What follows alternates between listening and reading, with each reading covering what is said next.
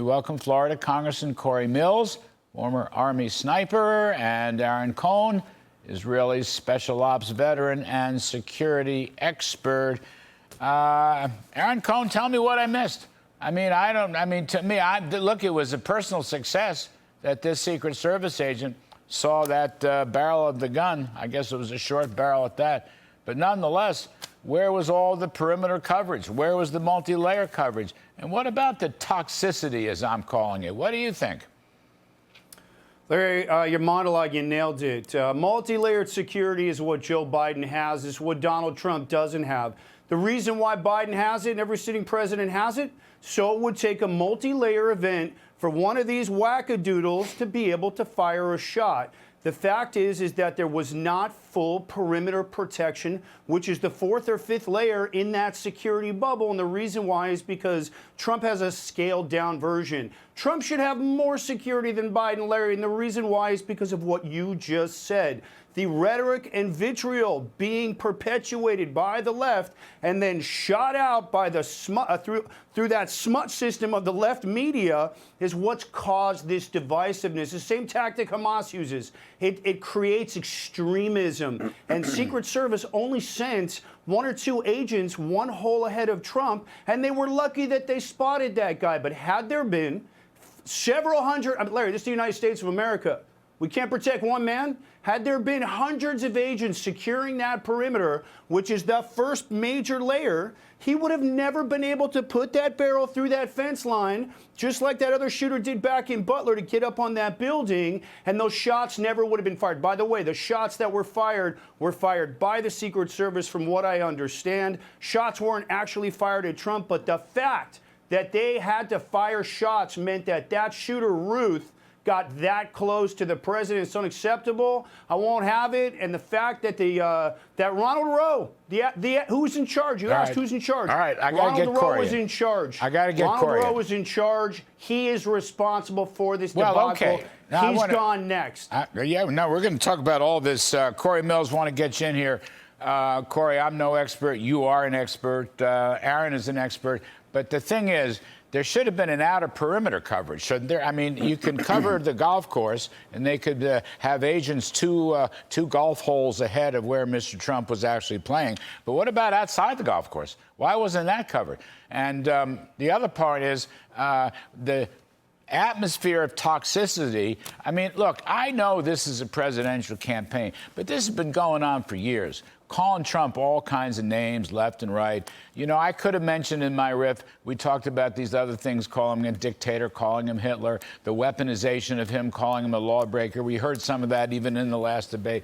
Cory, I don't understand. What exactly is President Biden waiting for to give Mr. Trump at least full coverage, full protection? What's he waiting for?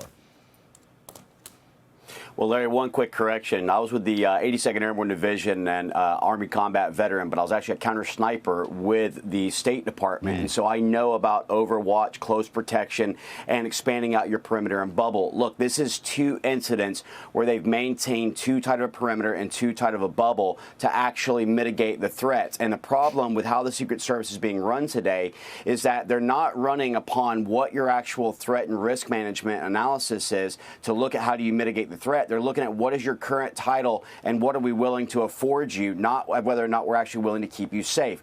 That's been the problem since Butler, PA on July 13th. And I can tell you that when you look at the threat level on President Trump, this is the second attempt. When you look at the fact that the rifle that was found, the AK-47 style rifle with a scope, was within 500 yards, that is well within the capability and capacity of that rifle in which the other assailant has possessed. So while I give the Secret Service credit on the fact that they were able to see this individual and mitigate them before anything took place, the bubble and perimeter should have been expanded before it even occurred. And when it comes to the dangerous rhetoric, let us not forget, Larry, that it was President Biden who made the comment that it is time to put Trump in the bullseye. Yes.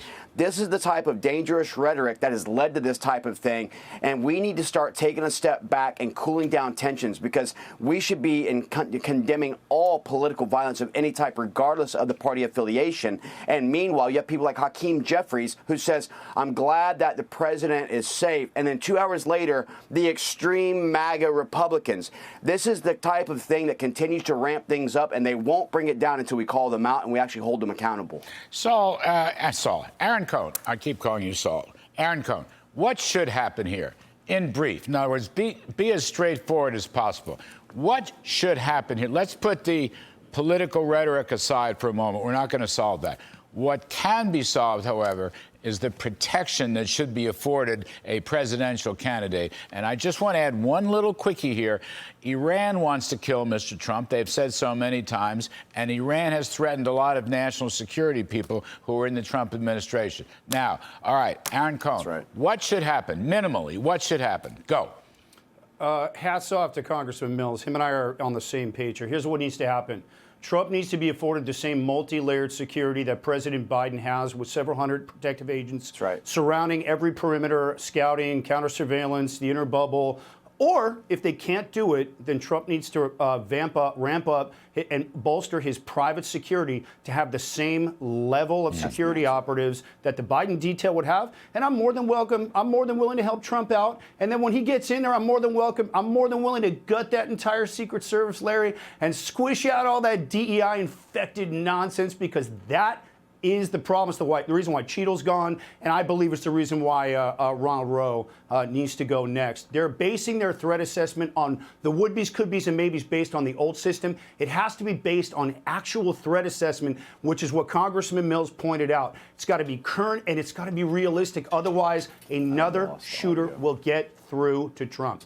Cory Mills, though, let me ask you this. Has President Biden commented on the failure to provide complete protection? Has he said why, wherefore? I mean, there's a lot of money that's allocated to the Secret Service. Maybe they need more money, maybe they don't. Right. I don't know the answer to that. Maybe you can help us. But has Mr. Biden, even today, has he actually said we're going to give Mr. Trump full presidential protection? Has he actually said that today? No, Larry. Not once has he said that. And let's bear in mind, it was President Trump who was actually the one that was requesting additional security for RFK, who had not been provided anything as a presidential nominee. Look, I'm going to go back and say how it is. I think that President Trump does need his own internal security and his own private bubble of former SOF operators, whether it be out of the unit, whether it be out of SIX, or whether it be out of others, because I think that there is a compromised fashion when we can't provide the necessary assets and resources given the congressionally appropriated funds. We need to start looking at how do we keep the president safe before the upcoming elections. As Dan Bongino, former Secret Service agent, has said, he doesn't think this is going to be the only attacks. And so I actually think that we need to be looking at the Iranian threat. We need to be looking at what types of foreign adversarial threats. We need to be looking at the mitigation of risk, which is not being done by the Secret Service with regards to the assets and resources being provided. And so I think that we have a bigger problem here that we have to continue to look at. But DEI is at the crux of it. DEI, which stands for didn't earn it, or DEI, which I say equals DIE. 100%. We have to get to the crux of the issues here, which is meritocracy, building up the operators who are actually able to mitigate the threats in time, being able to have a proper intel assessment to be able to try and make sure that we can foresee and forecast the events taking place, and expanding the parameter and the bubble to keep the president safe. But we got to get out. But Biden still has not. I may be wrong about this factually. Right. He still has not said, even as recently as today, this morning. I mean, he's speaking to some rally someplace in Delaware, I think. He has not said, okay, I'm going to give him full protection. He still hasn't said that. This boggles my mind. I mean, it's like, really? That's exactly right, Larry, because he's too busy eating ice cream. Is anybody, well, whatever he's eating, I mean, he's eating something, but I can't say it on air because we're a family show. But you're both very kind. Cory Mills, we appreciate it. Aaron Cohen, thank you ever so much.